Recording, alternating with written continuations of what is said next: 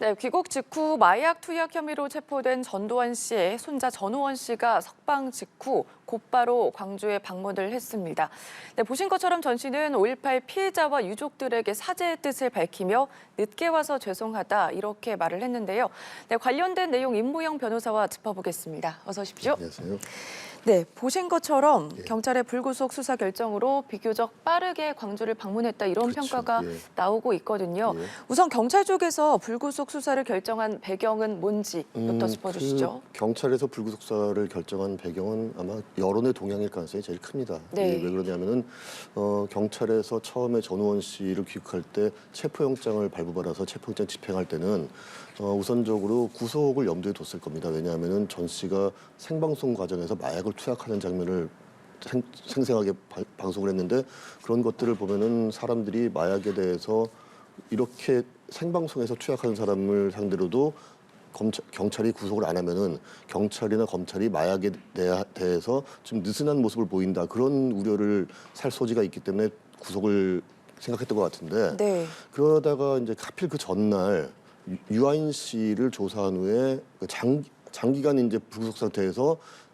소환도 안 하고 있다가 소환해서 조사한 후에 석방한 모습이 있었거든요. 네. 그 유명 연예인에 대한 특혜와 전우원 씨의 체포가 바로 대비되면서 국민들로서는 좀 전우원 씨에 대한 체포가 좀 공정하지 않다 그런 느낌을 갖게 됐을 것이고, 그다음 두 번째로는 5.18 사과를 위해서 광주에 방문하겠다는 의미로 귀국을 한 분인데 전우원 씨가 이 전우원 씨를 체포한 것이 혹시 광주 방문을 막기 위한 것이 아니냐 그런 의심을 좀 사고 있었거든요. 그런 두 가지 의혹 때문에 경찰 입장에서는 생각보다 여론이 자기들한테 유리한 방향으로 가지 않으니까 당황을 좀 했을 것이고, 그래서 결국은 어제 경찰 수뇌부에서 네. 전우원 씨를 불구속하는 쪽으로 이제 결정이 됐을 가능성이 큽니다. 알겠습니다. 우선은 마약 관련해가지고 본인은 투약 혐의를 인정하고 있는데 예.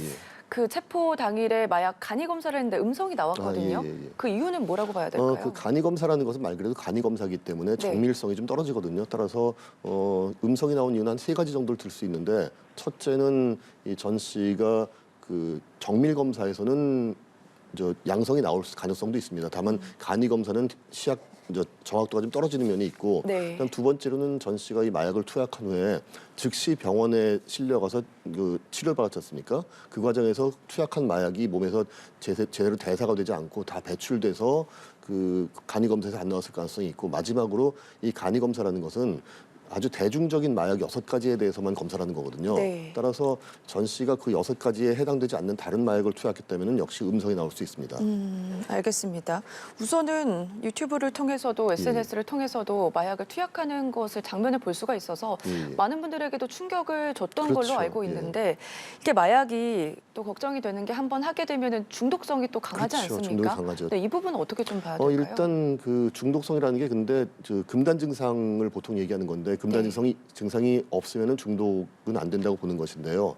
이 전원 씨 같은 경우에는 이번 투약 외에 그 전에 얼마나 장기간 얼마나 많은 분량을 투약했는지 여부가 확인되지 않았기 때문에 네. 중독이 됐는지 금단 증상을 느끼는지가 아직 분명하지 않습니다. 따라서 만약에 마약 투약 경력이 길다면은 중독성이기 때문에 재범의 우려는 상당히 높은 편일 거고요. 그렇지 않고 지난번 방송 때가 첫 투약이라면은 아마 중독까지는 안 됐을 테니까 재범을 안 할 가능성이 훨씬 높다고 봐야죠. 네, 알겠습니다. 경찰의 불구속 수사 결정이 예. 나고 과연 전우원 씨가 광주를 바로 예. 방문을 할 것인지 아니면 시를 두고 방문을 할 것인지 여부에 대해서도 관심이 많이 몰렸거든요. 예. 아무래도 곧바로 광주로 향한 건 그만큼 진정성이 있었다 이렇게 볼 수가 있을까요? 그렇게 볼 수 있는데요. 일단 전 씨가 귀국한 제일 큰 이유가 광주에 방문해서 사과를 하겠다는 것이었기 때문에 전 네. 씨로서는 신병이 자유로워지는 대로 곧바로 광주에 가는 것이 당연한 결정이었고, 그런 모습을 보면은 전 씨가 미국에서 방송할 때부터 밝혔던 광주에 대한 마음이 진정한 것이다라는 정도는 어느 정도 추측할 수 있습니다. 네. 어쨌든 전두환 일가 중에서 5.18과 관련해서 사과 입장을 밝힌 거는 처음이고요. 그렇죠. 5월 단체 회의가 끝났고 일정은 내일 오전 10시에 기념재단에서 간담회 그리고 기자회견 후에 국립묘지 방문 순으로 진행하기로 했다. 이렇게 의견을 모았거든요. 뭐 추후에 공지를 예정하긴 하겠지만 뭐 어떻게 보십니까? 이런 행보에 대해서? 일단 5.18 대해서 사과하기 위해서 책임자의 후손으로서 사과하기 위해서 광주에 내려간다고 본인이 밝힌 이상 네. 가서 뭐 5.18 기념재단이라든가 아니면 피해자 유족 단체를 만나는 것은 당연한 일이고요. 그리고 그 외에 그 기자회견은 결국 뭐 전 씨가 그동안 밝혀왔던 내용 입장을 다시 한번 공개적으로 그 밝히는 그런 기회일 것이고 그 후에 뭐 면담만이 아니라 당연히 5.18 기념 추모 묘지에는 참배를 해야겠죠. 네, 어떤 행보를 보이고 있을지는 조금 예. 더 지켜봐야 할 것 예, 같고요. 또 이 전 씨는 가족들의 폭로도 계속 이어져 그렇죠. 오고 예. 있거든요. 예, 예. 이 관련돼서는 어떻게 보십니까? 글쎄 일단 전 씨가 가족들에 대해서 폭로를 하긴 했는데 네. 그 폭로가 별로 구체적이진 않습니다. 구체성을 확인할 수 있는 정도의 구체적인 정보는 들어있지 않거든요. 따라서 게다가 그 당시 폭로를 할 시점에 전 씨는 마약 투약을 일어난 환각 상태였기 때문에 그런 점에서는 진술의 신빙성이 그다지 높지 않아서 이 전 씨의 폭로만으로 전 씨 일가족에 대해서 무슨 수사를 할 만한 구체적인 단서까지 된다라고 보기 좀 어려운 면이 있습니다. 어쨌든 지금 폭로 때문에 검찰 예. 쪽에서도 수사를 다시 하려고 하고 있는데 지금 아무래도 미납금이 900억 원 가까이 되기 때문에 예. 그 전원 씨 말대로 이 검은 돈으로 비자금을 환수를 하게 된다면 되지 않을까 이런 생각도 드는데 현행법상으로는 어려운 거죠, 이게. 그건 좀 거의 불가능하다고 봐야 되는 게요. 일단 전 씨가 그렇게 폭로를 했습니다마는 그 폭로 외에 시민단체에서 검찰에 고발을 했거든요. 네. 근데 검찰에서는 고발을 했다고 다 뭐 수사를 개시하는 건 아닙니다. 일단 고발을 접수했다는 것이지 검찰이 수사에 들어갔다고 보기는 좀 어려운 면이 있는데 왜냐하면은 현행법상 그 당사자가 사망한 후에 그 추징을 하는 것은 불가능하거든요. 네. 형사소송법상. 그렇기 때문에 시민단체에서 고발을 했다 하더라도 그리고 설사 만약에 그 전두환 씨 전 대통령의 그 비자금이 남아있다 하더라도 그 돈을 다시 환수하거나 추징한다는 것은 법률상 불가능합니다. 어쨌든 근데 전우원 씨의 폭로로 인해서 수사가 지금 다시 재개되고 있는 상황이지 않습니까? 그럼 앞으로 이와 관련된 수사는 어떻게 진행될 거다 예상해 볼 수가 있어요. 재개된다고 하긴 좀 어렵고요. 일단 사건이 접수됐다는 것이지 검찰이 수사에 들어갔다고 보기는 좀 어려운데 네. 왜냐하면은 이 비자금 조성이나 은닉과 관련해서는 이미 공소시효가 다 완성돼서 처벌을 할 수 없는 내용이고 그다음에 추징금 역시 형사소송법상 집행을 못하는 것이기 때문에 역시 확인된다 하더라도 비자금의 실체가 확인되더라도 집행을 못합니다. 그런데다 검찰이 만약에 수사력을 뭐 집중해서 그걸 찾아낸다, 뭐 만약에 찾아낸다 하더라도 찾아낼 가능성도 별로 없지만은 현실적으로 집행할 수 없는 일에 검찰의 수사력을 낭비하는 것은 뭐 정당한 일이 아니기 때문에 검찰에서는 아주 특별한 계기가 있지 않는 한은 이 사건을 직접적으로 수사할 가능성은 그렇게 높지는 않다고 봅니다. 알겠습니다. 이 내용도 좀 살펴보겠습니다. 예. 어제 또 계엄령 문건 작성 의혹의 핵심 키맨 조현천 전 기무사령관이 귀국 후에 체포되는 일이 있었습니다. 5년여 만에 다시 귀국을 하게 된 건데 우선 어떤 혐의를 받고 있는지부터 짚어주시죠. 예, 조현천 전 기무사령관의 혐의는 뭐냐면은 그 당시 2017년에 박근혜 전 대통령이 탄핵을 당하고 있을 때 탄핵 심판 결정이 나오기 전에 네. 만약 탄핵이 기각된다면은 그 당시 야당에서는 헌법재판소에서 탄핵을 기각하면은 밀란이 일어날 것이다, 국민적 저항이 있을 것이다 그런 식으로 헌재를 상당히 협박을 했거든요. 네. 그리고 실제로 그런 문제가 생길 수 있다라는 그런 걱정들도 많이 하고 있었고요. 그렇기 때문에 당시 기무사령관이었던 조현천 씨가 그런 경우에 탄핵이 기각되면은 민간에 좀 뭐 분란이 일어나고 네. 이런 것들을 경찰력만으로는 좀 통제하기 어려울 상황이 있다면은 계엄령을 선포하는 군을 동원해서 전국을 안정시켜야 된다. 그런 내용의 문건을 작성하라고 지시한 것이 내란 음모죄로 고발이 된 사건입니다. 네. 어쨌든 지금 4가지 정도의 혐의로 정리를 좀 해볼 수가 있는데 해외로 나가 있던 5년 동안 아무래도 수사가 중단되어 있던 그렇죠. 상황이고 이와 관련해서 왜 지금 귀국을 했을지 그를 두고도 해석이 여러 가지 나오고 있거든요. 예. 이 문건과 관련해서 지금 최근 무죄를 받은 판결도 있기 때문에 예. 그 이유 때문이 아니냐 이런 해석도 나오는데 어떻게 보세요? 일단 그 무죄 판결은 영향을 별로 안 미쳤을 겁니다. 왜냐하면은 조 전 사령관이 받고 있는 혐의는 계엄령 선포 관련 문건을 만들라고 지시했다는 것이고 네. 그게 내란 음모라는 것인데 지금 현재 무죄가 선고된 내용은 뭐냐면은 이런 문건을 작성했다는 사실을 은폐하기 위해서 허위 공문서를 작성했다는 거거든요. 허위 공문서 작성 및 행사하기 때문에 이 허위 공문서가 무죄라 하더라도 계엄령 문건을 만들라고 지시한 것은 직접적 판단이 전혀 없어서 이 부분에 대해서 이제 추가 이제 조사가 필요한 것이거든요. 네. 그래서 만약에 이 계엄령 문건을 만든 사실을 은폐한 것이 무죄가 선고됐든 어쨌든지 간에 이 사건에는 내용상 영향을 미칠 게 전혀 없습니다. 따라서 그런 무죄 선고가 귀국 결정에 영향을 줬을 가능성은 굉장히 낮고요.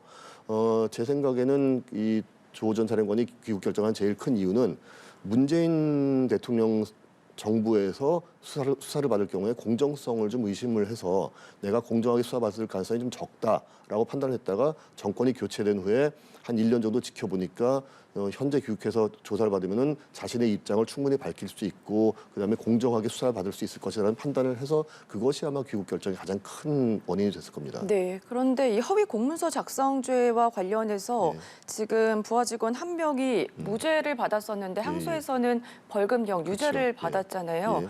그런데 이와 관련해서 지금 조현천 전 기무사령관의 작성 지시 혐의도 유죄로 인정될 가능성이 있지 않나 이런 생각도 드는데. 그거는 뭐 조금 다른 게요. 작성 지시 자체는 인정될 수 있을 겁니다. 왜냐하면 조 전 사령관이 출국 전에 그 문건 작성을 자기가 지시했다라고 인터뷰를 하고 나갔거든요. 네. 그래서 작성 지시 자체는 뭐 인정이 되는데 그 작성 지시라는 것과 문건 작성과 그것이 바로 내란 음모가 된다는 것과는 좀 별개의 문제이기 때문에 그 부분에 대해서는 그 수사에서 좀 밝혀져야 될 부분이 있을 겁니다. 네. 조현천 전 기무사령관 우선 자신의 혐의에 대해서는 무죄를 계속 주장하고 있거든요. 예, 예. 이 주장에 대해서는 어떻게 보세요? 제가 볼 때는 법리적으로는 좀 무죄 가능성이 굉장히 크다고 보는데요. 이유가 뭐냐면은 지난번 통진당 이석기 내란 음모 사건 때 이제 대법원에서 내란 음모죄가 성립되기 위한 요건에 대해서 이제 상세히 판단을 한 적이 있거든요. 네. 근데 그 중에서 제일 첫 번째 제일 중요한 부분은 뭐냐면은 이 현실적 위험성입니다. 즉 이 내란 음모가 실제로 현실적으로 내란으로 옮겨갈 수 있는가 그 부분이 인정되어야 음모죄가 인정되는 것이지 그래서 그냥 아무 능력 없는 사람들끼리 모여서 우리 내란해보자라고 자기네들끼리 논의에 따라서 내란 음모죄가 되지는 않는다는 거거든요. 네. 그런데 이 경우에 보면은 기무사령관은 군 병력을 동원할 권한이 없습니다.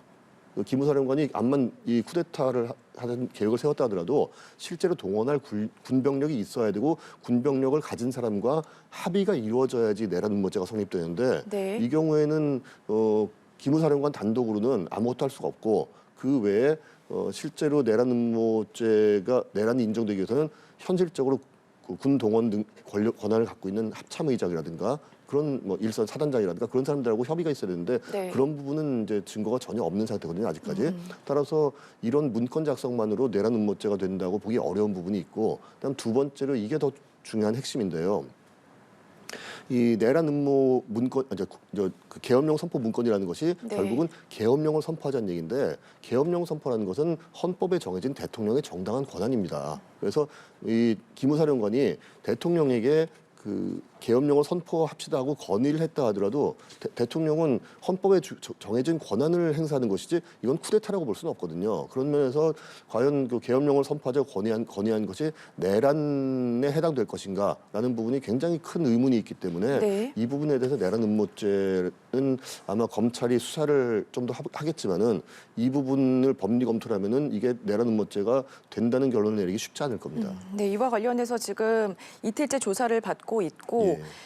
현재 군 인권센터에서는 성명을 내고 또 구속영장 청구를 촉구를 예, 했습니다. 이와 관련해서 이르면 오늘 청구 예. 여부가 나올 것으로 보이는데 예, 예. 가능성은 어떻게 보십니까? 일단 조 전 사령관 같은 경우는 그런 법률적인 문제점이 있긴 하지만은 5년, 6년 동안 해외 도피에 있어서 네. 살면서 도주 우려가 있다고 봐서 영장을 청구하고 영장이 발부될 가능성도 있습니다. 그런데 문제는 뭐냐면은 도주 및 증거인멸 우려 이전에 그 앞서서 이 사람에 대한 범죄 혐의가 소명이 돼야 되거든요. 그런데 아까 말씀드린 대로 계엄령 선포는 쿠데타하고는 좀 다른 것이고 그리고 실제로 전 사령관이 현실적 위험성을 갖게 하기 위해서는 계엄령을 선포할 권한을 가진 사람, 즉 박근혜 전 대통령 혹은 황교안 당시 대통령 권한 직무대행하고 서로 공모를 해야 되거든요. 혼자만 해서는 뭐 계엄령 선포하는 것이 불가능하니까 그런 면에서 이런 부분이 입증이 되기 좀 어려워서 범죄 혐의에 대한 소명이 좀 안 되지 않을까 그렇게 생각하고 있습니다. 알겠습니다. 여기까지 들어보겠습니다. 예. 지금까지 임무영 변호사와 함께 짚어봤습니다. 고맙습니다. 예.